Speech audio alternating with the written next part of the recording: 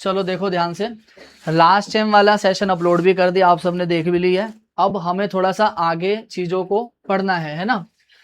अब हमें पढ़ना है यहाँ पर, देखो समझो ध्यान से, जो बायर है, जो खरीदने वाला पर्सन है, वो कहाँ का है, मान के चलो यूपी का, ठीक है। और जिस पर्सन से हम खरीद रहे हैं, मतलब जो सेलर है ना, वो भी पर्सन मान के चलो कहाँ का ही है, यूपी का, ठीक है। तो अगर आम भाषा में नॉर्मल सी बात करें, ठीक है, तो एक तरीके से कहलाएगी हमारी क्या, लोकल सप्लाई। क्या कहलाएगी, लोकल सप्लाई, ठीक है। एक और नाम भी रहता है, अगर मैं वैसे अगर परचेज के अकॉर्डिंग बात करूं तो इसे कहा जाएगा लोकल परचेज। क्या कहा जाएगा, लोकल परचेज। मतलब अगर खरीद रहे हैं हम तो, है ना, अगर बेच रहे होंगे तो लोकल सेल कहलाएगा वो, ठीक है। मगर जो हम बात कर रहे हैं टैली की, अकाउंटिंग की लैंग्वेज में अगर हम बात करें तो इसे कहा जाता है इंट्रा स्टेट, है ना। क्या, इंट्रा स्टेट परचेज कहा जाएगा। आ रही है बात समझ, ठीक है। जब खरीदने वाला और बेचने वाला दोनों सेम ही राज्य के हो जाते हैं, है ना। जैसे मैं दिल्ली का हूं, जिससे खरीद रहा हूं वो भी दिल्ली का है, तो वो हमारी क्या कहलाएगी, लोकल परचेज, या फिर क्या कहलाएगी, इंट्रा स्टेट परचेज कहलाएगी, ठीक है। मैं बिहार का हूं, जिससे खरीद रहा हूं वो भी बंदा बिहार का, मैं पंजाब का हूं, जिससे सामान खरीद रहा हूं वो भी, मतलब समझ रहे हो। तो खरीदने वाला और बेचने वाला, बायर और सेलर, जब दोनों एक ही राज्य के हो जाते हैं, ठीक है, तो नजरिए की बात है, मैं अपने नजरिए से देखूं, क्योंकि मैं खरीद रहा हूं तो मेरे लिए वो लोकल परचेज हो गई। और सामने वाले नजरिए के उससे देखूं, सेलर के उससे, तो वो बेच रहा है तो वो लोकल सेल हो जाएगी। मतलब समझ आ रही है बात। इस कंसेप्ट को पढ़ेंगे आगे पूरे तरीके से। अभी हम जो चीज समझ रहे हैं वो ध्यान रखो। बायर और सेलर अगर दोनों एक ही राज्य के होते हैं ना, एक ही स्टेट के होते हैं, तो वो हमारी क्या कहलाती है, लोकल परचेज या फिर परचेज, ठीक है। आगे बात समझ, ठीक है। ये हमने छोटी सी एक कहानी पढ़ी है। अब ध्यान से समझना आगे की चीज जो मैं बता रहा हूं, एक एग्जांपल के माध्यम से समझा रहा हूं, जिसके बारे में हम आगे अभी थोड़ा सा और भी पढ़ेंगे। मान लो मैंने अभी परचेज करने के लिए जा रहा हूं और मैंने MI Note 4 फोन परचेज किया, ठीक है, Note 4, और ये मैं 10,000 का सामान खरीद रहा हूं, ठीक है। अब जब मैं ये सामान खरीदने के लिए जा रहा हूं तो मैं यहाँ पर कहाँ का रहने वाला प्राणी हूँ, दिल्ली का, और जिस बंदे से सामान खरीदता हूँ वो भी बंदा कहाँ का ही है, दिल्ली का, ठीक है। ये अभी अभी मैंने बताया क्या कहलाएगी हमारी ये, लोकल परचेज या फिर दूसरा इंट्रा स्टेट परचेज। ये अकाउंट की लैंग्वेज में ये नाम ध्यान रखना है हमारी को। ये तो हमने आम भाषा में बोल दिया है ना। हम कहते हैं ना यार ये लोकली बंदा है, लोकली बंदा मतलब हमारे यहीं का ही रहने वाला है, दिल्ली का ही प्राणी। कोई बाहर का होता तो हम कहते हैं ये लोकल नहीं बंदा लग रहा है ना, ये मोमोज से वो चाइनीज वाइनीज सा लग रहा है ना। समझ आ रही है ना बात। तो लोकल का मतलब समझ आ रहा है, आम भाषा में हम मतलब लोकल बोल रहे हैं, बट जब हम अकाउंट की लैंग्वेज वाली बात कर रहे हैं तो उसमें क्या कहा जाएगा, इंट्रा स्टेट परचेज, ठीक है। तो अब खरीदने वाला और बेचने वाला दोनों सेम राज्य के, तो हमें पता चल गया क्या कहते हैं। और हम अभी क्या चीज खरीद रहे हैं, फोन खरीद रहे हैं 10,000 का, ठीक है। अब इसी के लिए देखो मैं एक बार और लिख देता हूं, क्योंकि वो ऊपर ऐड हो गया उसी के अंदर ही। MI Note 4 फोन खरीद रहे हैं, ठीक है, 10,000 का हम ये फोन खरीद रहे हैं, ठीक है। तीन पहलू होते हैं जो मैंने पहले बता भी रखे हैं, एक बार और बता रहा हूं, ध्यान से समझो। एक होता है हमारा CGST, एक होता है हमारा SGST, एक होता है हमारा IGST, ठीक है। C मतलब हो गया सेंट्रल, जहाँ पे मोदी जी बैठे हैं केंद्र सरकार के अंदर। S मतलब स्टेट है ना, जहाँ पे केजरीवाल जी कभी बैठे थे हमारे। I मतलब हो गया इंटीग्रेटेड, जहाँ पे दोनों का मिक्सचर चलेगा, मान के चलो, ठीक है। और GST की फुल फॉर्म तो यार मैंने बताई रखी है, गुड्स एंड सर्विस टैक्स होती है, ठीक है। ये मैंने पहलू एक बार और रिपीट करा दी, क्योंकि इसी का यह महत्व होना है हमारे सामने पेश। देखो यहीं पर अब हमारा क्या होगा, CGST और SGST लग जाएगा। और इस सामान को जो अब हमने खरीदा है, तो इसमें मान लो टैक्स का रेट बताया हुआ है 18%। कितना बताया हुआ है, 18% बताया हुआ है टैक्स का रेट, ठीक है। तो जब 18% बताया हुआ है तो 9% में ये डिवाइड हो जाएगा, CGST और SGST में भी। तो ये 900 रुपए चीज महंगी होके 10,000 वाली चीज कितने की मिल जाएगी, 11,800 की यहाँ से हमारे को ये मिल जाएगी। आ रही है बात समझ, ठीक है। तो जब मैं रहने वाला जहां का हूं और जिस बंदे से खरीद रहा हूं वो सेम ही राज्य के हो जाते हैं, तो पहली बात वो लोकल परचेज या इंट्रा स्टेट परचेज कहलाते हैं। और उसमें क्या होगा, जो भी टैक्स का रेट होगा उसका हाफ हाफ डिवाइड हो जाता है, CGST का 9% और SGST का 9%। 900 महंगी होकर चीज हमारे को कितने की मिल जाएगी, 11,800 की मिल जाएगी। यही मान लो 5% टैक्स का रेट होता तो वो 2.5% लग जाता। ठीक है, CGST 2.5% और SGST भी 2.5%, मतलब 250 रुपए चीज महंगी हो जाती है। ठीक है, अब एक पॉइंट और ही ध्यान रखना है तुम्हें, और जिंदगी भर ध्यान रखना है, ध्यान से समझ लो। ये जो वैल्यू है हमारी, इसे हम कहते हैं टैक्सेबल वैल्यू। क्या कहते हैं? टैक्सेबल वैल्यू कहा जाएगा इसे। ठीक है, और जो वैल्यू लग के ये वाली जो वैल्यू आती है, इसे हम कहते हैं इनवॉइस वैल्यू। क्या कहते हैं? इनवॉइस वैल्यू कहा जाता है। ध्यान रखना, ये पॉइंट जिंदगी भर याद रखने हम टैली में जब भी काम कर रहे हैं, क्योंकि इस पॉइंट में ही अगर तुम बौखला गए, ध्यान नहीं रखा, और यहाँ का यहाँ और यहाँ का यहाँ पॉइंट जोड़ दिया, तो हमारे काम में दिक्कत रहेगी। जब हम कोई फ्रिज, AC, कुकर, फोन लेते हैं ना, इलेक्ट्रॉनिक चीज का ज्यादातर बिल मिलता है हमारे को, है ना। चीनी खरीदी, चीनी का थोड़ा ना कोई बिल देता है। अब तुम कहोगे हम तो भाई बिग बाजार से खरीद रहे हैं यार, उसका तो चलो बिल मिलेगा भाई, है ना। और चीनी की बात कर दी तो चीनी बढ़ गए रेट, है ना। वो एथेनॉल की कुछ कहानी चल रही है, पता नहीं अफवाहें उड़ रही है क्या है। हम आते चलो अपने पॉइंट पर ही, हमारा 10,000 का वो फोन होगा, है ना, जो बिल में लिखा होगा, और उसमें हम दिल्ली के रहने वाले नागरिक के बंदे और यहीं से खरीद रहे अपने हरिओम वगैरह या किसी से भी खरीदे आसपास से, तो वो लोकल परचेज ही कहलाएगी, क्योंकि मैं जिससे खरीद रहा हूँ वो भी बंदा यहीं का ही है। तो हमें ऐसे लिख के देगा कि भाई आपके फोन की वैल्यू इतनी है, CGST SGST 9% लगा देगा, क्योंकि इलेक्ट्रॉनिक चीजों के ऊपर मैंने तुम्हें बताया कितना परसेंट रेट है, 18% है। ठीक है, तो वो मेरे को 11,800 का सामान दे देगा। तो ये जो 11,800 वैल्यू कहलाएगी हमारी, क्या कहलाएगी? Invoice value. मतलब जो टैक्स के वो जुड़ के, टैक्स को जुड़ के जो वैल्यू बनती है वो क्या कहलाती है? Invoice value. ठीक है, और जिस वैल्यू के ऊपर जितने का हमारा एक्चुअल में फोन है, जिसके ऊपर टैक्स लगेगा, वो क्या कहलाती है? Taxable value. सीधी बात है, जिसके ऊपर टैक्स लगेगा, अभी लगा नहीं है, लगना बनता है, तो वो टैक्सेबल वैल्यू। और लग के जो फाइनल वैल्यू आ जाती है वो क्या कहलाती है? Invoice value. आ रही है बात समझ? तुम जैसे AC वगैरह जब मैं बताया फोन वगैरह लेते हो, तो बिल के ऊपर देखना एक बड़ा बड़ा टाइटल ऐसे लिखा होता है, इनवॉइस करके लिखा होता है ना। देखना आज घर में कुछ ना कुछ तो लिए होगा, तुमने फोन लिया होगा, बिल खोल के देखना एक बार, तो उसके ऊपर इनवॉइस लिखा होता है, टैक्स इनवॉइस लिखा होता है, इस तरीके से हमारा। ठीक है ना, हमें टैक्स को तो चलो हटा देना, इनवॉइस की बात करें तो ये इनवॉइस वैल्यू कहलाती है। आगे बात समझ? तो ये 2 पॉइंटों को जरूर ध्यान रखना है हमारे को। ठीक है, तो अब इसके अंदर बंटवारा कैसे कैसे होने वाला है देखा जाए तो टैक्स का।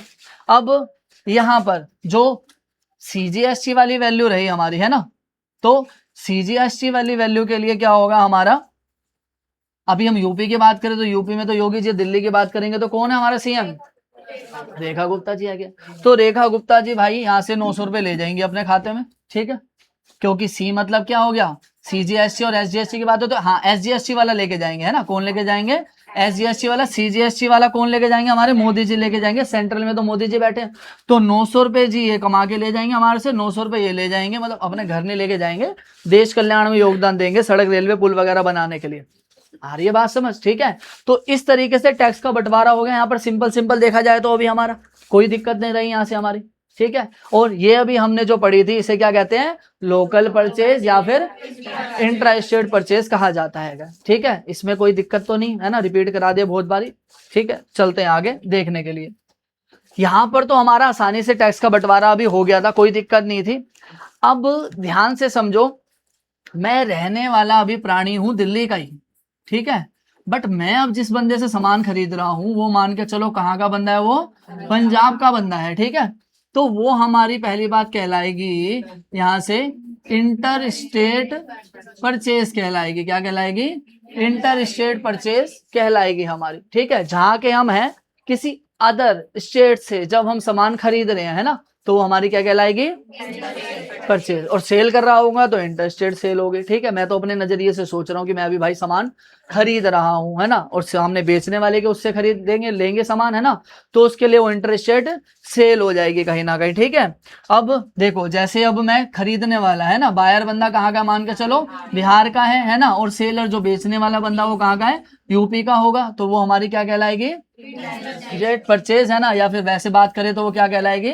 सेंट्रल सप्लाई कह सकते हैं। इसको नाम मत ध्यान रखना, अपना वो वाला ध्यान रखना जब राज्य अलग हो जाता है हमारा। ठीक है, तो यहाँ पर लिखा गया ना अदर स्टेट हो गया अभी हमारा यहाँ पर। ठीक है, और जो मैंने तुम्हें बताया देखो इंटर स्टेट सप्लाई यहाँ लिखा हुआ है ना, इंटर स्टेट सप्लाई हो गई हमारी, वहां से परचेज होगी तो परचेज कहलाएगी इंटर स्टेट परचेज, सेल होगी तो सेल कहलाएगी।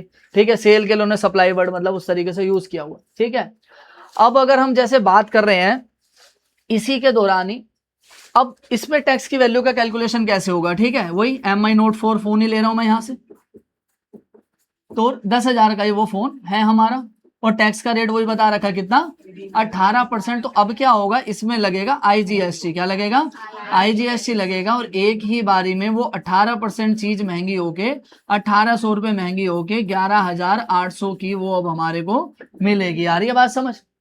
तो जहां पहले 2 टुकड़े हुए थे, अब 2 टुकड़े ना हो गए, जब राज्य अलग हो जाता है तो वो फिर अब हमारा क्या लग जाता है, IGST, है ना। और आई की फुल फॉर्म क्या बताई थी मैंने, इंटीग्रेटेड, ठीक है, इंटीग्रेटेड बताई थी। और एक ही बारी में कितना परसेंट लग गया, यहाँ से 18%, 1,800 रुपये महंगी हो गई वैल्यू। और अब ये जो वैल्यू कहलाती है, इसे क्या बताया था मैंने, क्या कहलाएंगे, इनवॉइस वैल्यू कहलाएगी, ठीक है। और जिसके ऊपर टैक्स लगता है इस वैल्यू को क्या कहलाएंगे, टैक्सेबल वैल्यू। आगे बात समझ, ठीक है। अब बात आती है यार बंटवारे का, तो बड़ा चंका पंगा बढ़ गया। पहले क्या था, C वाला सेंट्रल मोदी जी ले गए हाथ जोड़ के, S वाला स्टेट वाला ले गया था दूसरे राज्य का प्राणी, है ना।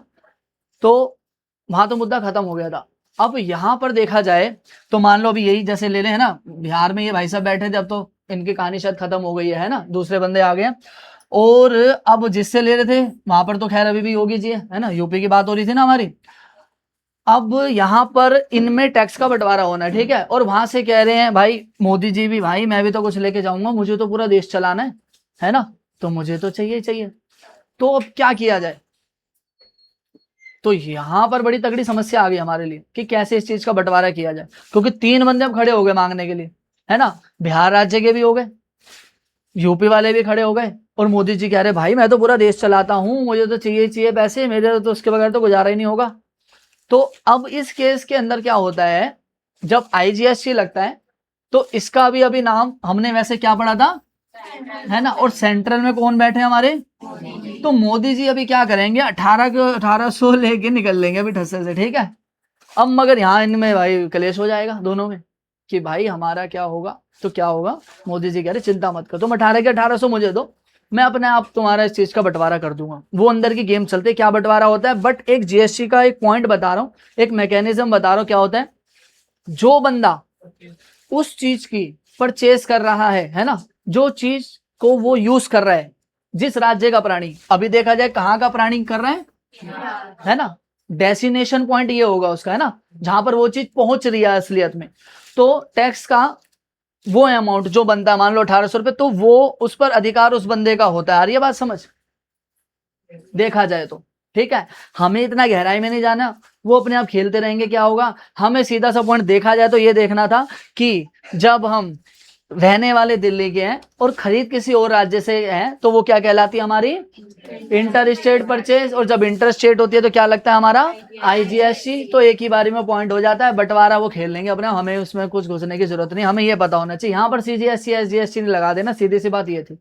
जब राज्य अलग हो जाता है, वो राज्य कुछ भी हो सकता है, मैं बिहार का, पंजाब का है ना, मैं पंजाब का, गुजरात का, झारखंड का, उत्तर प्रदेश का, मतलब राज्य आपस में अलग अलग हो जाए, खरीदने और बेचने वाले दोनों बंदे सेम राज्य के नहीं होने चाहिए, तो वो हमारी क्या कहलाएगी, इंट्रा स्टेट परचेज, है ना, या सेल होगी तो इंट्रा स्टेट सेल, या सप्लाई मान के चल लो अभी जैसे लिखा हुआ था। आ रही है बात समझ। और टैक्स का बंटवारे का मैंने तो मेन पॉइंट बताया कि क्या होता है, जहां पर वो प्रोडक्ट पहुंचेगा, है ना, जो डेस्टिनेशन पॉइंट होता है ना, डेस्टिनेशन पॉइंट होता है, वहां पर ही उसी राज्य को ही देखा जाए तो टैक्स का वो पॉइंट उतना हिस्सा मिलता है जितने भी उसका अधिकार मान के चलो बनता है, जो भी चीज उसका यूज करे। आगे बात समझ, कोई दिक्कत तो नहीं है ना। और ये वाली वैल्यू हमारी क्या कहलाती है ना, ये कहलाएगी इनवॉइस वैल्यू, और ये वाली वैल्यू क्या कहलाएगी, टैक्सेबल वैल्यू। आगे बात समझ, ठीक है। तो ये अभी हमने 2 पॉइंट पढ़े, है ना, और ये मैंने परचेज के मकसद से बताया, तो सेल भी हो सकता था उस तरीके से, है ना, मैं आगे बंदे को सेल भी करता, आगे पॉइंट पढ़ेंगे उसमें भी आएगा हमारा, ठीक है। पढ़ते हैं थोड़ा सा इसी के बारे में और आगे। अब देखो मैंने तुम्हें बताया था कि जो GST लगता है यार, है ना, वो हमारी, या वो गुड्स हो या वो सर्विस हो तो टैक्स लग जाएगा। गवर्नमेंट ने सीधा सा कहा था यार, जो गुड्स होंगी सर्विस होंगी उसके ऊपर टैक्स लग जाएगा, बात खत्म। अब हम खुश हो गए, हमने कहा चलो गुड्स और सर्विस पे लगेगा, और तो किसी पे नहीं लगेगा ना, चलो बहुत बढ़िया। मगर जब हम कैलकुलेट करने बैठे कि यार गुड्स क्या होगा सर्विस क्या होगा, तो हमने देखा यार हर चीज या गुड्स बन जाती है, गुड्स नहीं बनती तो सर्विस बन जाती है, तो ये तो बड़ा दिमाग खराब हो गया। पेन क्या है, ये पेन क्या होगा, गुड्स होगा हमारा। अंदर AC लगा, AC क्या होगा, मैंने उसको 1 महीने के बाद धुलवाया उलवाया, बढ़िया काम कराया, सर्विस हो जाएगा, ठीक है।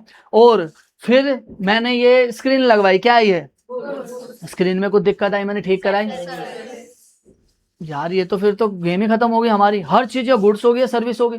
तो इस हिसाब से तो गवर्नमेंट के नियम के अनुसार हर चीज पे टैक्स लगेगा, क्योंकि जीएसटी बताया गया है, लगेगा या गुड्स पे या सर्विस पे। बट गवर्नमेंट ने यार कहा कि यार हर चीज पे नहीं लगा सकते, हर चीज पे लगाएंगे तो दिक्कत हो जाएगी और थोड़ा काम खराब रहेगा, है ना। जैसे अभी मैं तुम्हें बताता हूँ, और है ना, शराब देख के खुश मत हो जाना, है ना, ठीक है, अल्कोहल लिखा हुआ है। मैं तुम्हें बताता हूँ और पॉइंट, पहले इस पे भी पढ़ाऊंगा अभी पूरी कहानी। देखो जैसे क्या हुआ, एम्बुलेंस की सर्विस है ना, बंदा बेचारा वैसे बीमार है ना, अब एम्बुलेंस वाला कह रहा है यार मतलब 200 रुपये तो मैं लूंगा अपने एम्बुलेंस के लिए, पेट्रोल डलवाऊंगा ना, अगर उसके नीचे भी टैक्स से जुड़ा हुआ हो तो हमें कितना बुरा लगेगा यार, है ना, कि यार मतलब पहले परेशान हूं मैं, है ना, मुझे पहले खर्चा होना, पता नहीं बंदा बचेगा जिएगा क्या होगा क्या नहीं होगा, उसके ऊपर भी गवर्नमेंट देखो साली कितनी खराब है कि वो टैक्स ले रही है ना। लगेगा खुद को चुभेगा ना कि यार मैं देश के लिए इतना योगदान दे रहा हूँ ना, सुबह से शाम तक मेहनत करता हूँ, हर सामान खरीद रहा हूँ, तो मैं टैक्स ऑटोमेटिकली दे रहा हूँ।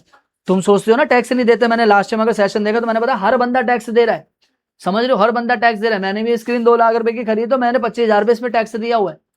सारी बात समझ, जो बंदा जीएसटी का बोझ भी मैंने तुम्हें बताया, जीएसटी का बोझ उस बंदे के ऊपर पड़ता है जो लास्ट में उस चीज को खरीद के रख लेता है, आगे नहीं बेचता।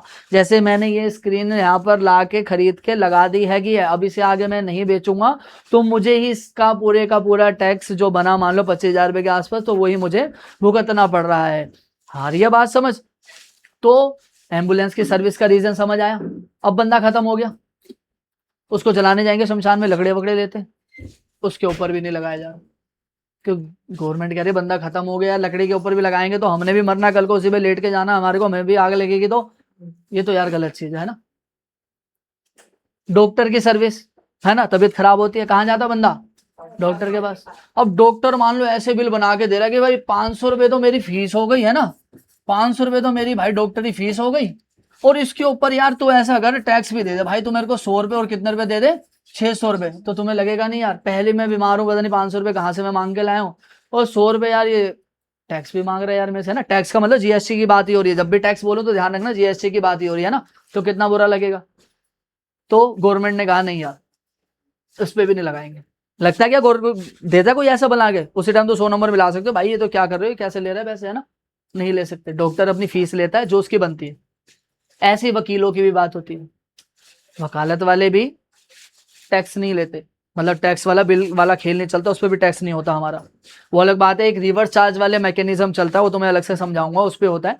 बट वकालत वाले जो बंदे होते हैं ना, उनकी सैलरी के ऊपर भी जीएसटी नहीं लगता, उनको मान के चलते हैं गवर्नमेंट वाले बंदे कि यार ये बहुत बड़ा काम कर रहे हैं, ये लोगों को न्याय दिला रहे हैं ना, तो उनकी सैलरी के ऊपर भी जो मिलता है उनको अमाउंट, उसके ऊपर भी टैक्स नहीं लगता, समझ रहे हो। तो कुछ मैंने मोटे मोटे पॉइंट बताए, ठीक है, जिस पे टैक्स नहीं लगता, और तुम भी इस बात से सहमत होगे कि यार अच्छी बात है नहीं लगाए, है ना। जैसे गवर्नमेंट स्कूल की पढ़ाई हो गई, है ना, हम पहली बात तो मैं अपनी बात करूँ तो 270 रुपये शायद फीस, नहीं 180 रुपये फीस देते थे हम 3 महीने की गवर्नमेंट स्कूल की, तुम भी शायद अब 270 के आसपास 500 दे देते हो मैक्सिमम, है ना। तो उस पर कभी जब तुम 500 रुपये फीस चुकाते हो, प्राइवेट स्कूल की बात नहीं कर रहा, किसकी बात कर रहा हूँ, गवर्नमेंट स्कूल की, तो 500 रुपये फीस दे दो, 500 रुपये की स्लिप कट के मिलती है, नीचे टैक्स नहीं लिखा होता, नहीं लिखा होता ना, क्योंकि पढ़ाई को भी उस नजरिए से दूर रखा गया। जैसे कि एनसीईआरटी वाली बुक की बात करें, अगर एनसीईआरटी वाली बुक की वैल्यू तुम्हारे 75 रुपये 75 पैसे है, तुम्हें 75 रुपये 75 पैसे ही देने हैं। एनसीईआरटी वाली बुक के कोई 76 रुपये भी नहीं ले सकता तुम्हारे से, 75 रुपये 75 पैसे देने का अधिकार बनता है तुम्हारा। मैं प्राइवेट बुक की बात नहीं कर रहा हूँ, मैं बात कर रहा हूँ असलियत वाली एनसीईआरटी की, मैं जेपीएच की गाइड, सीपी की, कुंद्रा बाबा की, इसकी बात नहीं कर रहा हूँ, मैं बात कर रहा हूँ एनसीईआरटी वाले की, वो एग्जैक्ट उतनी रेट पे ही मिलती है। अब ये मत कहना मैं तो यार पुरानी लेने गया था, उन्होंने मेरे को 30 रुपये सस्ती दे दी, उसकी बात है, मैं एक नई एक सीधी सीधी बात कर रहा हूँ, है ना, मैं कुछ नहीं बात कर रहा, तो सीधा सीधा ही देता, उसमें टैक्स हमारे को नहीं लिखा होता, अंदर जुड़ा होता है, वो तो मैं तुम्हें बता ही रहा हूँ, हर चीज पे हम टैक्स दे ही रहे हैं कहीं ना कहीं।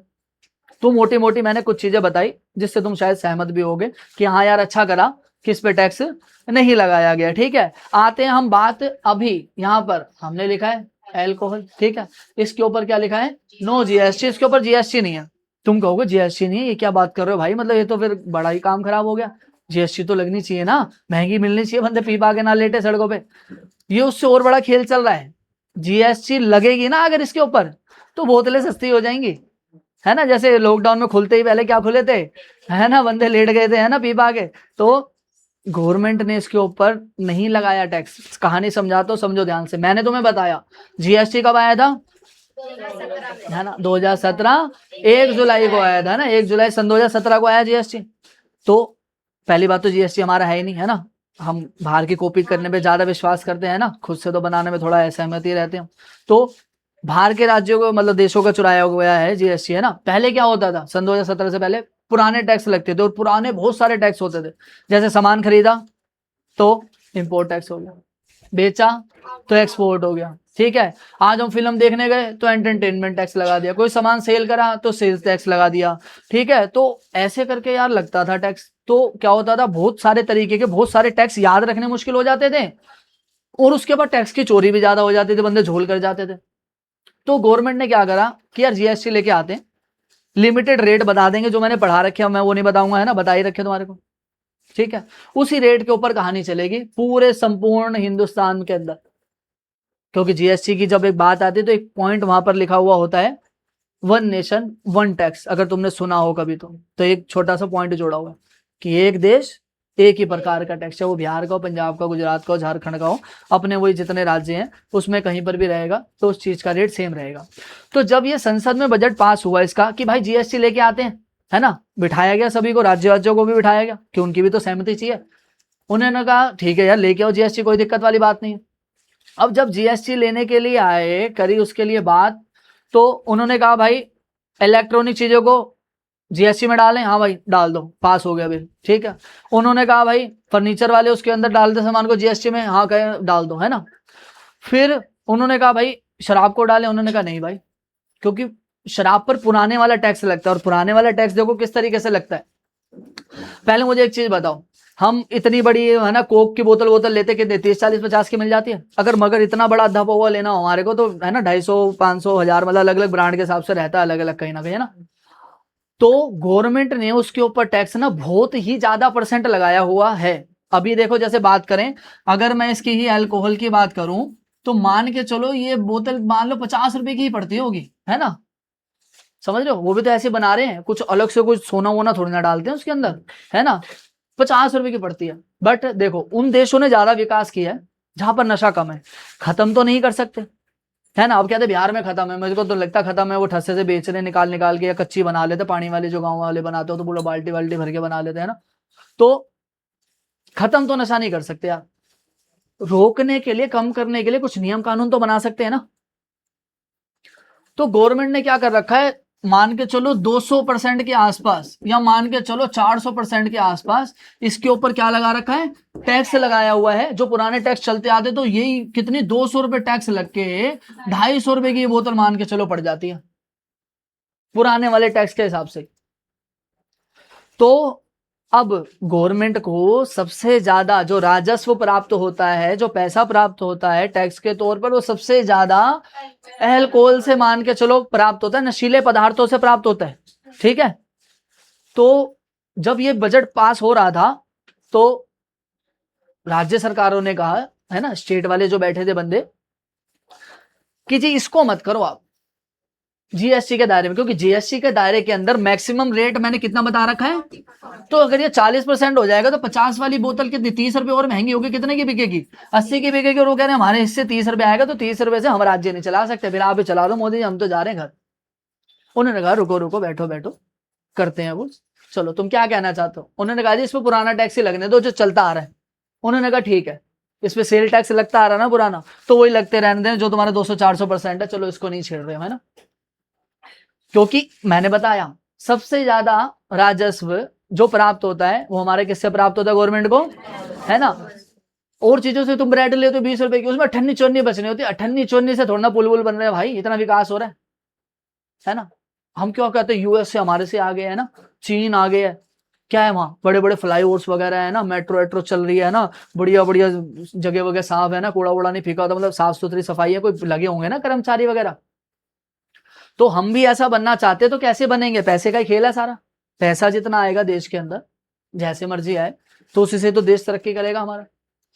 तो यहां पर भाई कहा केंद्र सरकार को, राज्य सरकारों ने कि भाई इसको छोड़ दो, नहीं तो फिर आप ही संभालो, हम तो नहीं भाई संभाल पा रहे। उन्होंने कहा ठीक है यार, चलो तुम्हारी बात मान रहे हो, हम तुम्हारी बात मानते हैं, इसके ऊपर क्या पुराने वाला टैक्स जो लगता है वो ही लगाते हैं, ठीक है, क्योंकि वो ज्यादा लग के क्या हो जाएगा हमारा, वो ज्यादा लग के पैसे की वैल्यू ज्यादा हो जाएगी और गवर्नमेंट को टैक्स ज्यादा वसूल होगा, देखा जाए तो।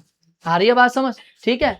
अब देखा तुमने, देखो क्या तुमने कभी ऐसा देखा है कि ज्यादा से ज्यादा बंदे की, कोई बंदे खड़े हो गए कि यार ये बोतल ना 70 रुपए की मिलती थी और ये भाई अब 700 रुपए की मिल रही है, उसके लिए कोई आंदोलन चल रहा है क्या? ऐसा नहीं ना, शराब के लिए कोई नहीं करता आंदोलन, पेट्रोल के लिए करते हैं ना। अभी स्टूडेंट बैठे थे है ना, वो वाला मुद्दा अलग चल रहा था हमारा है ना, तो वो कहानियां अलग चल रही हैं सारी।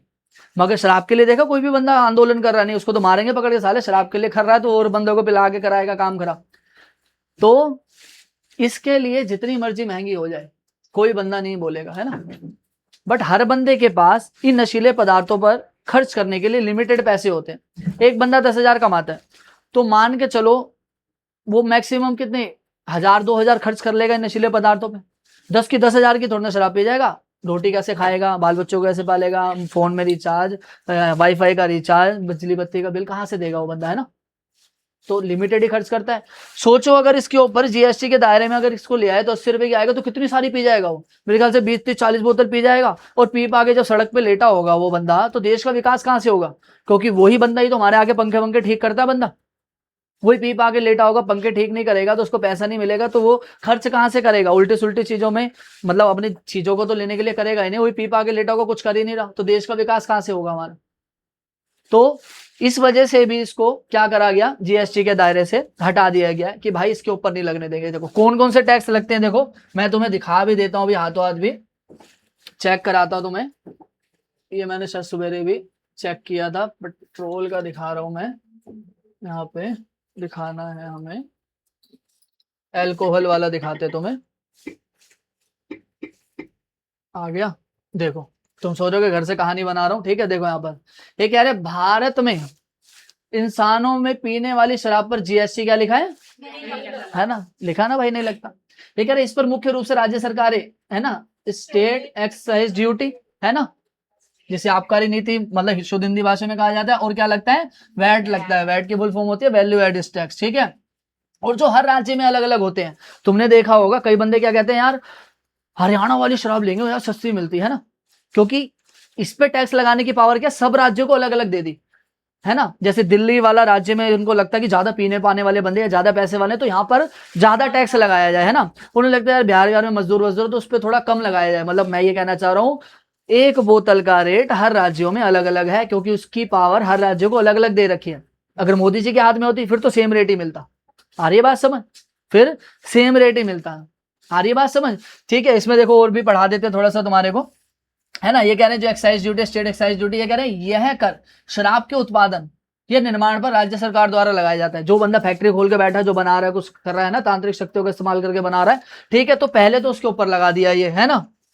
वैट क्या लगा, शराब की दुकान पर जब बोतल बिकती है तो राज्य सरकार उस पर टैक्स वसूलती है ना। अब वो बोतल बन के आई एक दुकान पे, दुकान वाले बेचने लगा, उन्होंने कहा रुक जा बेटा, पहले इस पे भी टैक्स देना। बन के आई, पहले उससे लपेटा, फिर जो बना के बेच रहा है उसको लपेटा, तो उसको लपेटा तो उसके किस नाम से ले लिया, वैट के नाम से ले लिया, ठीक है। अन्य शुल्क और भी चीजों के आते करें, कई राज्य सरकारें इस पर अतिरिक्त एडिशनल सेस भी लगाती है। सेस भी मैं तुम्हारे को जीएसटी में पढ़ाया, ठीक है। और स्पेशल फीस भी कुछ ना कुछ लगाती है, लाइसेंस फीस, ये वो बहुत सारी तरीके की चीजें लगाती है, ठीक है। जो मैंने बताया देखो वही लिखी हुई है, देखो आगे भी पढ़ लेते थोड़ा सा। कह रहे शराब को जीएसटी के दायरे से बाहर रखा गया क्योंकि यह राज्यों की कमाई का एक बहुत बड़ा हिस्सा है। मैंने बताया ना, राज्य भाई तभी चला पाएंगे बंदे जब यहां से ज्यादा पैसा आ रहा है। मैंने तुम्हें बताया ना, हम ब्रेड व्रेड ले रहे हैं, पार्ले जी बिस्कुट ले रहे हैं, ठन्नी चोन्नी में नहीं बची ढंग से, उससे देश नहीं चलेगा हमारा। तुमने एसी लिया, तुम कहोगे यार मैंने एसी 40,000 का लिया, 35,000 उसमें कौन सी थी टैक्सेबल वैल्यू और 5,000 का टैक्स था। अबे एसी रोज थोड़ी ना ले रहे हो, एसी अभी ले लिया, कम से कम 5 साल से पहले नहीं लोगे तुम, है ना। 5 साल से भी जो बंदे 10 ही चला लेते हैं, हम हिंदुस्तानी बंदे तो है ना जुगाड़ लगा के, ठीक है। चलो 5 साल मान लेते हैं, तो तुम्हारे 5,000 से 5 साल गवर्नमेंट चला लेगी राज्य को अपने, नहीं चला पाएगी ना भाई। बट शराबे तो रोज ही पी रहे हैं बंदे, ले लेके लेटे पड़े हैं ना। अब तो मेरे ख्याल से त्योहारों वाला भी खत्म कर दिया सिस्टम, त्योहारों पे भी खुले रहेंगे ठेके, ऐसा बना दिया कि पैसा आ रही है, गवर्नमेंट कह रही है आने दो, है ना, आ रहे हैं तो आने दो। चलो पढ़ते हैं आगे, ये कह रहे हर राज्य अपनी जरूरत के हिसाब से टैक्स तय करती है, इसलिए एक ही ब्रांड की शराब की कीमत अलग अलग राज्यों में अलग अलग होती है। देखो भाई जो बताया वही लिखा हुआ आया तुम्हारे सामने, मैं घर से कहानी नहीं बता रहा, गूगल बाबा झूठ बोलता नहीं, मैंने बनाया नहीं गूगल को, ठीक है। अब आ जाए अपने पॉइंट पे वापसी। तो इसके ऊपर कौन कौन से टैक्स लगते हैं ना, इसमें आ जाता है हमारा कौन सा आता है, एक्साइज ड्यूटी आ जाता है, वैट आ जाता पड़ा अभी हमने, है ना, और सेंट्रल सेल टैक्स, है ना, जब सेल किया जाएगा तो तब लगेगा। मगर ध्यान रखो जो हम बात कर रहे हैं अभी, ये हम बात कर रहे हैं किसकी, एल्कोहल की, जो ह्यूमन कंजप्शन के लिए लिया जाता है ना, रात को नींद अच्छी है मतलब उसके लिए बंदे ले रहे हैं जैसे दवाई समझ के, तो उसकी बात हो रही है। मगर जो असली दवाई बनती है, देखा छोटे बच्चों की खांसी की दवाई होती है, थोड़ा सा पिलाओ तो झूम जाते, सो जाते चुपचाप करके, है ना, तो कई दवाइयां भी ऐसी बनती हैं इंसानों में, है ना, जो में उसमें क्या मिलाया जाता है, एल्कोहल मिलाया जाता है। तो मैं तुम्हें ये बात बता रहा हूं कि जो दवाइयां एल्कोहल के माध्यम से बन रही है तो वो जीएसटी के दायरे में ही आएंगे, ध्यान रखना, उस पे नहीं लग जाएगा। नहीं तो वो बेचारे को, वो बच्चों को पिलाओगे ना, 10-20 रुपए की आ जाते, मान लो 30-40-50 क्या, तो वो 500 रुपए की मिलेगी, है ना। तो कोई ऐसी दवाई है ना, कोई ऐसी चीज जो नशे के तौर पर नहीं ली जा रही, इंसानों को ठीक करने के लिए दवाई के तौर पर प्रयोग की जा रही है ना। ये नहीं कि बच्चे को घुट पिला दे, बच्चा सो नहीं रहा, चीखे मारो तो उसको पिला दो, बढ़िया नींद आ गई, उसके लिए नहीं कह रहा मैं, है ना। दवाई की बात कर रहा हूं, दवाई के अंदर जो मिली हुई पड़ी है, तुम्हारे को भी नहीं पता क्या है ना, तुम्हारा बच्चा शांत हो गया, खुश हो गया, हंसी खुशी से खेल रहा तो बंदा खुश हो जाए, हमारी खांसी ठीक हो गई उस चीज के लिए, है ना। मानसिक तौर पर जिनको दिक्कत होती है तो उसकी भी जो दवाइयां बनती है, क्योंकि उसमें बंदा नींद नहीं आती है ना, तो उसमें भी मिलाई जाती है चीजें। तो मैं ये कहना चाह रहा हूं कि जो सीधी सीधी सूखी सूखी शराब बिक रही है उसको छोड़ के अगर किसी और चीज में उसका यूज किया गया तो उस पर क्या लगेगा, जीएसटी लगेगा, टैक्स हमारा लगेगा। आ रही है बात समझ। मगर जो असलियत तौर पे जो बोतल बन के मिल रही है ना, तो उसके ऊपर हमारा जीएसटी नहीं लगेगा, टैक्स के दायरे में नहीं आएगा। क्यों नहीं आएगा मैंने तुम्हें बताया। आ रही है बात समझ, ठीक है। एक चीज और हम बात करते हैं, है ना, आगे वाला पॉइंट खोल ही देता हूं मैं तुम्हारे को। देखो यहाँ पर ये भी लिखा आगे, देखो, because state government will loss a big revenue, है ना। अगर जीएसटी के दायरे में अगर इसको ले आए तो जो एक बड़ा रेवेन्यू उनको मिलने वाला है उसका क्या हो जाएगा, यहाँ से लॉस हो जाएगा, हट जाएगा यार वो पॉइंट हमारा, ठीक है। चलते हैं आगे पढ़ने के लिए। और क्या चीजें हैगी हैं जो गवर्नमेंट ने हटा दी जीएसटी के दायरे से। यहां पर ये बता रहे कुछ ऐसे गुड्स की बात कर रही हैं, है ना, जो जीएसटी के दायरे से आउट ऑफ स्कोप कर दिया गया, है ना। क्या क्या चीजें हैगी हैं, हमारा पेट्रोलियम क्रूड, है ना, जो कच्चा माल होता है, कच्चा तेल कहा जाता है इसे, क्या कहते हैं, कच्चा तेल, ठीक है। कच्चे तेल की अहमियत बहुत ज्यादा है। कच्चा तेल, जैसे अभी ईरान वाला क्लेश चला, पता ना, पेट्रोल महंगा हो गया और चीजें महंगी हो गई, है ना। बंदा नीचे चौकीदार चाय पीता कहता है 10 की 20 की कर दी उनने यार, है ना, क्योंकि वो किससे जला रहा है, किस पे बना रहा है, वो चूल्हे पे बना रहा है और वो गैस चल रही है और कहानी खत्म हो रही है उसकी।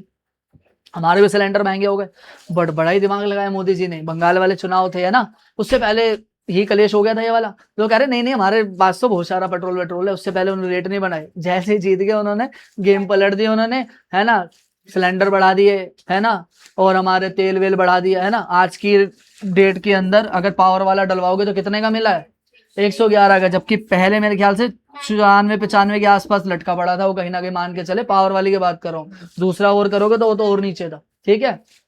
अब कच्चा तेल की अहमियत बहुत ज्यादा है। हम ईरान से मान लो कच्चा तेल ले रहे हैं और कच्चे तेल से ही और बाकी चीजें बनाई जाती हैं। पहले पेट्रोल बनाया, है ना, वैज्ञानिकों ने गेम खेली बैठ के, फिर जो बचा उसमें से उन्होंने डीजल निकाल लिया, फिर थोड़ा सा बचा उसमें से मिट्टी का तेल निकाल लिया। मतलब 100% प्योर कच्चा तेल होता है जो हम मंगाते हैं, और उसी में वैज्ञानिक बंदे तांत्रिक शक्तियों का अपना इस्तेमाल करके अलग अलग तरीके की चीजें बना लेते हैं, क्या समझ रहे हो। मतलब 100% प्योर कच्चा तेल होता है। जो बड़े बड़े प्लांट है ना, जो बड़ी बड़ी कंपनीज है ना, जैसे शेयर मार्केट की बात करें तो शेयर मार्केट नीचे गिरना इस युद्धों के अंदर क्यों हो जाती थी नीचे गिरना, क्योंकि तब कच्चे तेल की वैल्यू, क्रूड ऑयल की वैल्यू मार्केट के अंदर बढ़ गई थी युद्ध की वजह से, क्योंकि कम मात्रा में आ पा रहा था ना, रुकवा दिए थे सारे जहाज वगैरह। और जितनी बड़ी बड़ी कंपनीज है ना, तो उसमें प्रोडक्शन हो रहा है चीजों का, कुछ ना कुछ प्रोडक्शन करती होगी, तो प्रोडक्शन करने के लिए बड़ी बड़ी फैक्ट्रियों चलाने के लिए मशीन खड़ी है, और मशीन के अंदर क्या डलेगा, है ना, और वो होएगा ही नहीं तेल हमारे पास, मान के चलो, तो फिर कैसे चलेगी वो मशीन। और अब वो महंगा आ रहा है तो हमें चीज महंगी मिलेगी। हमारे को कितनी सारी चीजें महंगी मिलनी शुरू हो गई है ना, जब से कलेश हुआ बहुत सारी चीजें महंगी हो गई हैं हमारे लिए, है ना। बट क्या आजकल मैंने देखा यार बंदे को ना महंगाई से मतलब इतना वो रहता नहीं है परहेज, है ना। कि यार महंगाई हो गई है ना, तो कर ले। पहले मैं देखता था मतलब कांग्रेस के टाइम पे, मतलब पेट्रोल थोड़ा सा महंगा हो जाए ना, बंदे सड़कों पे आते सिलेंडर ले लेके घूम रहे होते थे, भाई महंगा कर दिया है ना। आजकल की डेट में क्या बंदे थोड़ा बिजी हो गए और ये थोड़े से मतलब अमीर से हो गए, थोड़े पैसे वैसे आने शुरू हो गए है ना, ऐसा मान लो। और आजकल बंदे के पास टाइम नहीं, कौन जाएगा है ना आंदोलन में। जो पुराने बंदे चलो वो भी आजकल धरने देते हैं, बट मैंने देखा बहुत कम हो गया।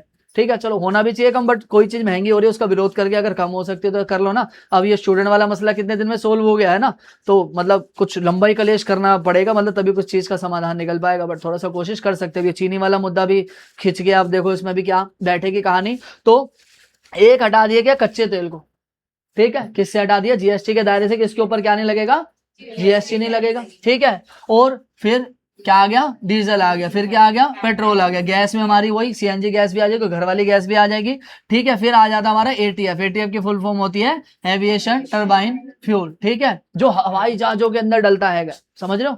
हवाई जहाज तुम्हारे ये इससे पेट्रोल डीजल से नहीं चलेंगे, एटीएफ से कहानी चलती, तभी तो भगते हैं बड़ी जल्दी है ना, पहुंचा देते 20 मिनट में, ऊपर भी पहुंचाते हैं जल्दी वो कई बार ही, ठीक है। तो एटीएफ डलता है उसके अंदर। तो ये कुछ पेट्रोलियम प्रोडक्ट्स की बात हो रही है, घुमा फुरा के तो पेट्रोलियम प्रोडक्ट्स ही है ना, तो इसको भी गवर्नमेंट ने जीएसटी के दायरे से इसको हटा दिया है। इसका भी देखो क्या रीजन है।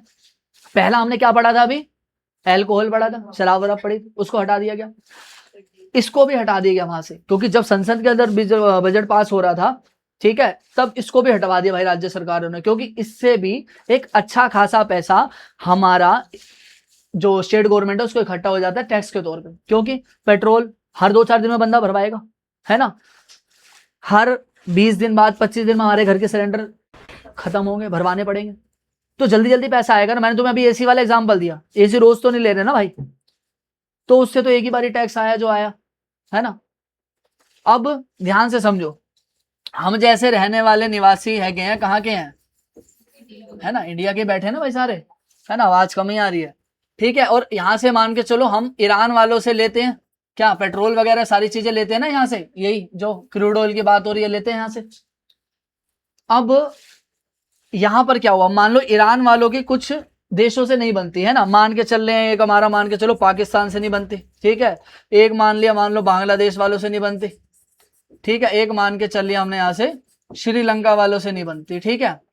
अब हम इनसे पेट्रोल लेते हैं, हम इंडिया वाले ईरान वालों से पेट्रोल लेते हो, कहता है यार तू मेरा बहुत अच्छा दोस्त है, बहुत बढ़िया बंदा है, चल मैं तेरे को पेट्रोल दे रहा हूँ, चल मैं तेरे को 20 रुपए का दे रहा हूँ। कितने का दे रहा हूँ, 20 रुपए का। हम खुश होते हैं भाई, बढ़िया, चलो 20 रुपए का पेट्रोल मिल गया।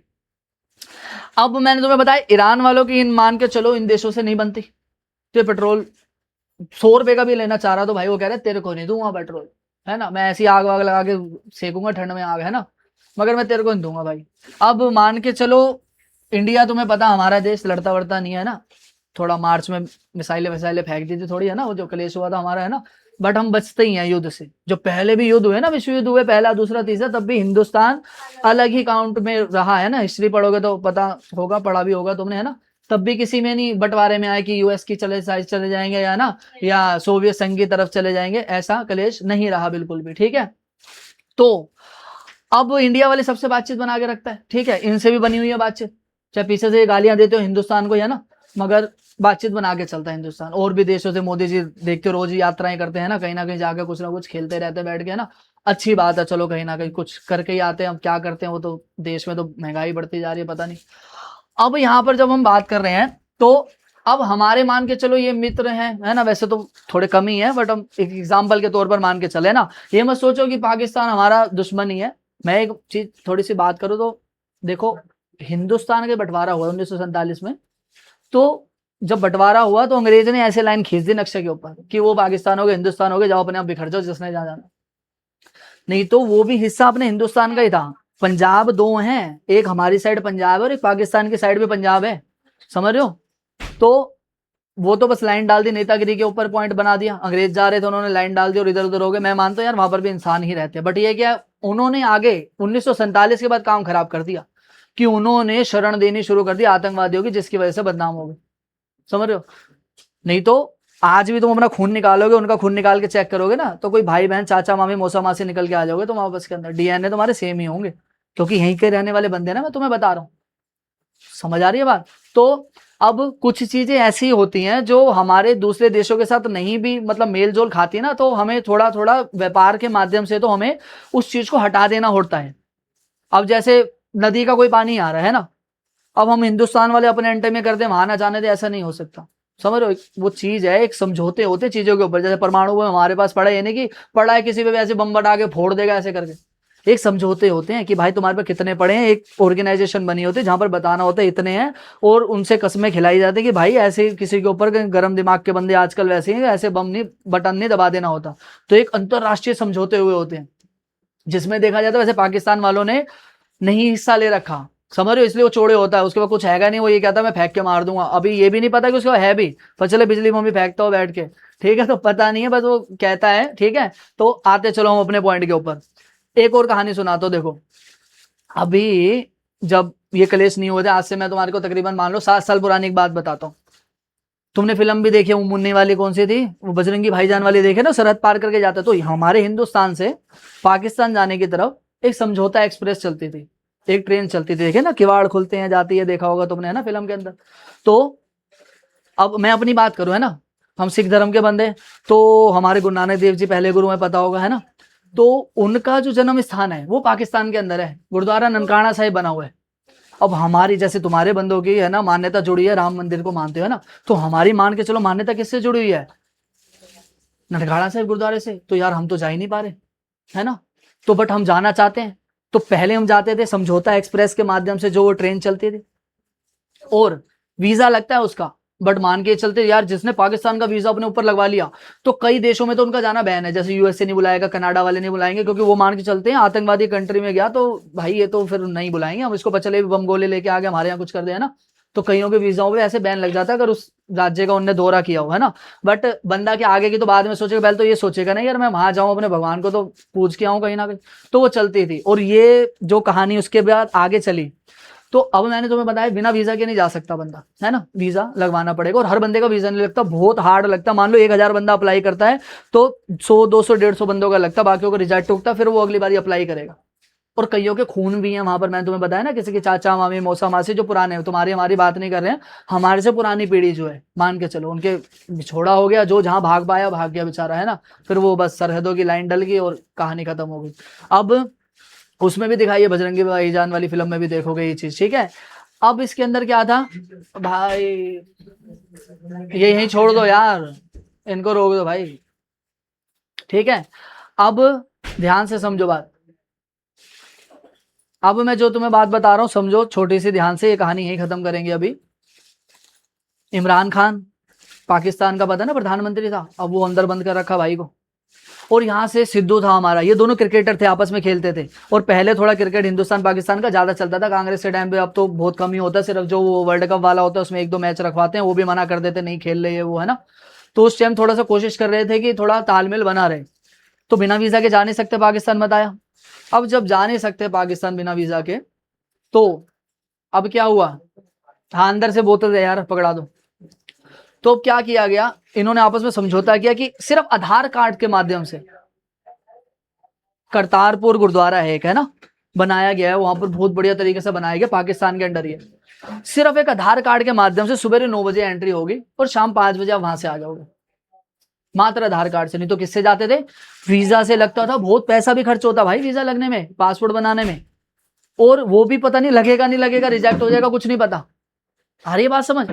तो इन्होंने आपस में सहमति करके उन्होंने कहा कि मतलब सिख बंदे, है ना, अपने भाई बहनों से भी मिल पाए वहां पर, फिर यहीं से, क्योंकि वीडियो कॉलिंग वगैरह तो चलती है ना। वो कहते थे हमारे इस टाइम गुरुद्वारे में, तो तुम भी आ जाना, उनको तो फ्री एंट्री मतलब कुछ भी नहीं है, फ्री तो हमारे लिए भी है, कोई 50 5 10 20 रुपए की कोई पर्ची कटती होगी जाने के लिए, मगर किससे एंट्री होगी, सिर्फ मात्र आधार कार्ड से, ठीक है। और मैंने देखा, है ना, वीडियो भी देखना, सर्च करोगे यूट्यूब वगैरह, बहुत सारे पिछड़े हुए बंदे, है ना, जो उस टाइम पर हो गए थे, है ना, उस टाइम जवान थे बेचारे, बुजुर्गों के गले मिल मिल के रो रो के मिल रहे थे, लगा लो खून एक ही है ना, क्योंकि यार बट नहीं मिल पा रहे क्योंकि सरहद की लाइन है, यहाँ वाला वहां चला गया तो वो देशद्रोही कहलाएगा, यहाँ वाला वहां चला गया तो वो देशद्रोही कहलाएगा, तो बट मिलना तो है। तो ये पहल जब इन्होंने चलाई, है ना, तो सिद्धू भाई बदनाम हो गया। क्या हो गया याद है, कपिल शर्मा के शो में जज बना होता था, हट गया, उसके बाद उसको लिया है अर्चना पूरन सिंह को लिया है ना, ठीक है। आईपीएल में के अंदर भी कॉमेंट्री करता था, वहां से भी हटा दिया गया, क्यों, क्योंकि इन्हें बस एक छोटा सा बयान दिया था कि पाकिस्तान में भी जो रहते हैं यार, है ना, वो मतलब इंसान ही तो है, लोग ही तो हैं, मगर यहाँ के नेता वाले बंदों ने क्या कर लिया, पॉइंट को हाईजैक कर लिया। उन्होंने पता क्या कहा, उन्होंने पॉइंट ये ऐड कर दिया इसके अंदर कि भाई ये कहना चाह रहा है कि वहां पर जितने भी बंदे हैं वो सारे इंसान ही तो है, लोग ही तो है क्या, मतलब ये कहना चाह रहा है कि जो आतंकवादी बंदे भी है ना वो भी कहीं ना कहीं क्या इंसान ही तो है। तो यहाँ इसको पॉइंट को पकड़ लिया और कहानी खत्म कर दिया ना। बट क्या धीरे धीरे मुद्दे सुलझ गए, आईपीएल में भी आ रहा है और शो वो भी चल रहे, किसी को कुछ नहीं होता। मतलब इन्होंने थोड़ा सा कोई चीज सुधारने की कोशिश करी, बट थोड़े हमारे देश में है ना हिंदू मुसलमान वाली कहानी ज्यादा चलाते तो पॉइंटों को उठा लेते हैं ना, जैसे वो आलू डालो तो वो निकल आएगा है ना, सोना निकल आएगा। वो भी कहीं ना कहीं बीजेपी वाले बंदों ने बोला जिसको कांग्रेस से आज जोड़ के कहानी खराब कर दी है ना। तो मैं तुम्हें ये चीज समझाना चाह रहा हूँ कि तुम्हें लगता होगा और देशों से बनती नहीं, हमारी बड़ा है, बट कुछ कुछ चीजों का लेन देन चलता रहता है हमारा, ठीक है। अब इनको चाहिए पेट्रोल है ना, हमारे पास है, हमने कहा चलो यार हम 20 का ले रहे, चलो तुम्हारे को कितने का दे देते हम, 30 रुपए का दे देते हैं। मगर अभी मैंने तुम्हारे को अपनी ही बात बताई है ना, हमारी तुम्हारी बात बताई, हमारे को भाई कितने का मिल रहा है ना। हम कहेंगे यार हम 20 रुपए का खरीदते हैं और हमारा यार दुश्मन देश पाकिस्तान को यार ये 30 रुपए में बेच देते हैं, बांग्लादेश को 30 में बेच देते हैं, है ना, और हमारे को कितने का मिल रहा है। क्योंकि गवर्नमेंट ने इसको भी, जो भी मैं बात बता रहा था इसी के अंदर ही पॉइंट आ रहा है ना ये वाला जो मैं बता रहा हूं, क्योंकि इसको भी क्या करा हुआ है, जीएसटी से क्या करा हुआ है, आउट करा हुआ है। आउट का मतलब अब दूसरे इसके ऊपर टैक्स लग रहे हैं, दूसरे टैक्स का मतलब जो पहले चलते आ रहे थे, क्योंकि जब इसका भी संसद में बजट पास हो तो पहले तो शराब को हटवा दिया, फिर इसको भी हटा दिया। क्योंकि ये क्या, लोग बार बार पेट्रोल भरवाते हैं, बार बार ये चीजें खत्म होती है, जल्दी जल्दी जरूरत होती है, ज्यादा मात्रा में जरूरत होती है ना। गाड़ियां बढ़ी रही हैं अपने हिंदुस्तान में, देख रहे हो ना, यहाँ से तुम्हें कहीं जाना हो 2-4 किलोमीटर दूरी के लिए भी तो बहुत समय लगता है, क्योंकि जाम वाम ये वो, बैटरी रिक्शा कितने खड़े है ना, कितने जाम वगैरह हैं, तो गाड़ियां बढ़ी रही हैं, कम तो नहीं हो रही मेरे हिसाब से। तो इस वजह से भी इन्होंने क्या कहा, दायरे से हटा दो, किसके, जीएसटी के दायरे से इसको हटा दिया जाए। तभी तो हवाई जहाज की ट्रेन की टिकट भी महंगी है ना, क्योंकि ज्यादा लगता है ना इसके ऊपर भी, क्योंकि किससे हटा दिया, जीएसटी से। क्योंकि जीएसटी में हटाएंगे तो मैक्सिमम 40% लगेगा, 40% लग के अभी देखो गवर्नमेंट ने क्या भी बोला हुआ है, शराब पे तो मना करा हुआ है कि भाई इस पे नहीं लगेगा, शराब पे कभी भी जीएसटी नहीं लगेगा, तो मना कर रखा उन्होंने, पुराने टैक्स से लगेंगे, महंगी बेचेंगे। मगर गवर्नमेंट ने एक चीज बोली है कि यार ये चीजें हैं तो जरूरत की है ना, मगर इसने पे गवर्नमेंट ने अभी क्या बोला हुआ है कि अभी हम इसको जीएसटी के दायरे में नहीं लेके आ रहे, क्योंकि अभी हमें लग रहा है कि देश ना अभी हमारा घाटे में चला। तुम सुनते होगे रेलवे घाटे में, ये घाटे में, वो घाटे में, है ना, मतलब पैसा इतना आ रहा है फिर भी घाटे में, पता नहीं क्यों, है ना। तो गवर्नमेंट ने कहा हुआ है कि जब हमें लगेगा कि देश हमारे एक विकसित देशों के अंदर काउंट हो रहा है ना, यूएसए वालों को टक्कर दे रहा बहुत तगड़े तरीके से, है ना, तो हम फ्यूचर के अंदर, है ना, फ्यूचर के अंदर हम इन सब चीजों को भी किसके दायरे में ले आएंगे, जीएसटी के दायरे में। तो जीएसटी के दायरे के अंदर आएगा तो मान के चलो हमारा ये 20 रुपए वाला है ना, 40% भी अगर लगा देंगे, 40% भी महंगा हो जाएगा, तो मान लो 20 रुपए और भी बढ़ गया, तो कितने का मिलेगा अपने को, 40 का। मैं कह रहा हूं 50 का भी मिले, 60 का भी मिले, मगर 60 और इसके बीच का अंतर कितना है यार, है ना, डबल का ही फर्क है तकरीबन। तो गवर्नमेंट ने देखो यहाँ पर लिखा है ना, GST shall be divide on the this product after notify the government, है ना। गवर्नमेंट ने बोला तब तक अभी यहाँ पर लगता रहेगा पुराना वाला टैक्स, जब तक गवर्नमेंट नोटिफाई नहीं करती। फ्यूचर में कह रहे हैं, अभी तक तो करा नहीं, 17 से आ रहा है, 26 हो गई, खत्म होने वाला, 26 भी 4 महीने रह गए ना। बट बोला हुआ है गवर्नमेंट ने, तसल्ली दे रखी है कि जब लगेगा भाई हमारी गवर्नमेंट है ना घाटे में नहीं, हमारा देश घाटे में, तो फ्यूचर में हम इसके ऊपर क्या लगा देंगे, जीएसटी लगा देंगे। जीएसटी लगा के सस्ता हो जाएगा, बट अभी वो कर नहीं रहे। बट इस चीज के ऊपर बोल दे क्योंकि जरूरत वाली चीज है। बट एल्कोहल पे तो मना कर रखा भाई कि एल्कोहल पे तो नहीं लगेगा, है ना। इस पे भी देखो तुम्हें चेक करा देता हूं, है ना, कि कौन से लगते हैं। मैं पेट्रोल वाला चेक करा देता हूं तुम्हारे को एक बारी ब्राउजर में जाके, है ना। यहाँ हम चेक कराएं तुम्हारे को, पेट्रोल लिख के चेक करा देते भाई, है ना, पेट्रोल पे कौन सा लगेगा हमारा, है ना, पेट्रोल पर कौन सा टैक्स लगता भाई, ठीक है। देखो ये कह रहे भारत में पेट्रोल पर मुख्य रूप से 2 तरह के टैक्स लगते हैं ना। ये कह रहे एक केंद्र सरकार का उत्पाद शुल्क जिसे एक्साइज ड्यूटी कहा जाता है ना, क्योंकि केंद्र सरकार को भी तो पैसा चाहिए भाई, मोदी जी को भी तो पैसा चाहिए देश चलाने के लिए, मैंने बताया ना। और दूसरा राज्य सरकार का जिसे वैट कहते हैं या सेल टैक्स कहते हैं, जब वो सेल होता है वहां से, ठीक है, उत्पादन जब वो बन रहा है ना, पेट्रोल से खेल रहे हैं, जब वो क्रूड ऑयल मंगाया जब बना रहे उससे, है ना, तब लगा दिया, है ना, केंद्र सरकार ने अपना क्या एक्साइज ड्यूटी। और जब वो पेट्रोल पंप पे जाके बिकने लगा, है ना, तो उसके ऊपर सेल टैक्स लगा दिया किन्होंने, राज्य सरकारों ने। और राज्य सरकारों ने अपना अलग अलग लगवा रखा है। कभी तुम देखना, कभी घूमने जाते हैं बंदा, है ना, तो बंदा कहता है अपने यहाँ से पेट्रोल ना डलवा के ना बीच में पंजाब जाना है तो बीच में हरियाणा पड़ेगा, हरियाणा से भरवा लेंगे, क्योंकि हरियाणा में वो सस्ता है। क्योंकि हर राज्य में जैसे अल्कोहल के ऊपर मैंने बताया अलग अलग टैक्स का रेट रखा हुआ है राज्य सरकारों ने, तो इसी तरीके से पेट्रोल पर भी अलग अलग रखा हुआ है ना। जैसे हमारे यहाँ पर मान लो लगता है कि यार ज्यादा पेट्रोल यूज करने वाले, ज्यादा पैसे वाले बंदे हैं, तो यहाँ पर ज्यादा महंगा मिल रहा है ना। जब पेट्रोल की कीमतें बढ़ती हैं तो नीचे जब न्यूज के अंदर नीचे जो लाइनें चल रही होती है, देखना लिखा होता है चेन्नई का ये रेट चल रहा है ना, कोलकाता का ये रेट चल रहा है, दिल्ली का ये चल रहा है, मुंबई का ये चल रहा है ना। हमारे यहाँ मान लो महंगा कर दिया 111 का, वो ये मान के देखेगा बंदा, देगा बिहार में थोड़ा कि नीचे वाला देश आ जाता है, तो वहां पर मान के चलो 107 का कर दिया, और हमारे से ऊपर मान लो मुंबई और महानगर में काउंट हो गया ना, क्योंकि बड़े बड़े जो सेलिब्रिटीज वगैरह रहते हैं ना, वहां मान लो 115 रुपए का चल रहा होगा, क्योंकि वहां की सरकारों ने और ज्यादा यही टैक्स लगा रखे होंगे। समझ आ रही है बात? ठीक है, ये लो पढ़ लेते हैं थोड़ा सा और, जब पढ़ी रहे तो ये कह रहे हैं एक्साइज ड्यूटी, ये कह रहे हैं यह केंद्र सरकार द्वारा प्रति लीटर एक निश्चित दर से लगाया जाने वाला कर है। आगे आगे वैट वैल्यू एडेड टैक्स, ये कह रहे हैं यह राज्य सरकार द्वारा लगाया जाता है। हर राज्य में वैट की दर अलग अलग होती है, जिस वजह से अलग अलग राज्यों में पेट्रोल की कीमतें भी अलग अलग होती है, जो मैंने तुम्हारे को बताया है ना। डीलर कमीशन, ये कह रहा है यह पेट्रोल पंप मालिक का मुनाफा या कमीशन होता है, जो खुदरा मूल्य में शामिल होता है। मतलब जो तुम 111 रुपए में खरीद रहे हो ना, मान के चलो वो भी 110 का पड़ रहा है, 1 रुपया जुड़ के तुम्हारे को उसके अंदर भी मिल रहा है, मतलब 1 रुपया वो भी महंगा मिल रहा है हमारे को, क्योंकि पेट्रोल पंप का जो मालिक है वो खुद थोड़ी ना निकाल रहा है ना, उसको राज्य सरकार वाले भेज रहे हैं, और राज्य सरकार को कौन भेज रहे हैं? केंद्र सरकार वाले। तो जब केंद्र सरकार वालों की गेम चली तो उन्होंने एक्साइज ड्यूटी लगा दी, ठीक है। अब आया किसके पास? हमारा राज्य सरकार है, राज्य सरकारों ने वैट लगा दिया। वैट के बाद जब इसके पास आया, भाई वो जो बैठा है पेट्रोल पंप पे, इतने बंदे खड़े हैं, देख रहे हो ना, डालने वाले वर्दियां पहन के, तो फ्री में खड़े हैं, उनको भी तो सैलरी और 100 खर्चे हैं, वो भी तो कुछ कमाएंगे, तो उनकी भी वहां पर कमीशन या मुनाफा यहाँ पर ऐड किया जाता है। आ रही है बात समझ? ठीक है, तो मैंने पूरा पॉइंट ये अच्छे से तुम्हें समझाया। तो ये मैंने अभी तुम्हें चीजें कौन सी अभी पढ़ाई आज की डेट के अंदर, कि किसके ऊपर हमारा जीएसटी नहीं लगता। नहीं तो अभी मैंने क्या बताया था, अभी देखा जाए ये सारी चीजें किसके अंदर, गुड्स के अंदर काउंट होंगी, या एक गैस होगी जिसे मतलब है ना महसूस कर सकते हैं ना, मतलब छुआ नहीं जा सकता, दिखती नहीं आगी है, तो इसको सर्विस में डाल सकते हैं, बट ये तो जीएसटी के दायरे में आनी चाहिए थी ना, क्योंकि गुड्स और सर्विस होगी तो लगता ही रहेगा। और मैंने कुछ एग्जाम्पल और दिए थे, है ना, बंदा खत्म हो जाता है, एम्बुलेंस की सर्विस हो गई है ना, उसको आग लगाने की सर्विस हो गई तुम्हारी, है ना, और मैंने तुम्हें बताया डॉक्टरी की सर्विस हो जाती है तुम्हारी, और एक मैंने बताया वकालत से रिलेटेड, है ना, जज की जो फीस वगैरह रहेगी उसमें भी नहीं होता। तो ऐसे कई सारे पॉइंट्स है जिसको जीएसटी के दायरे से हटा दिया गया है, ठीक है, जिसमें से मोटा मोटा तो अभी हमने ये पढ़ा है आज की डेट के अंदर। तो आज इतना ही पढ़ते हैं जितना हमने पढ़ा है, इतना ध्यान से रखना, रिकॉर्डेड सेशन मिलेगा, ठीक है, और अगली क्लास में ये आना चाहिए, ताकि पिछला अच्छे से आता होगा तो यार अगला आ पाएगा। मुश्किल से आधे 1 घंटे की 1.5 घंटे की क्लास भी नहीं होती हमारी, 45 मिनट मोस्टली हम बैठ के पढ़ते हैं इज्जत से, ध्यान से, ठीक है। तो ये सारी चीजें ध्यान से आनी चाहिए तुम्हारे को, क्योंकि अभी तक हम पढ़ रहे थे जीएसटी किस किस पर लगता है, किस किस पे नहीं भी लगता, वो भी तो पता होना जरूरी था ना हमारे को। तो ये सेशन हम यहीं स्टॉप कर देते हैं। Welcome to Guru Nanak coaching centre. Call us at 8285443388. Visit us in Kamla Nagar, Delhi. Follow us on our social media channels.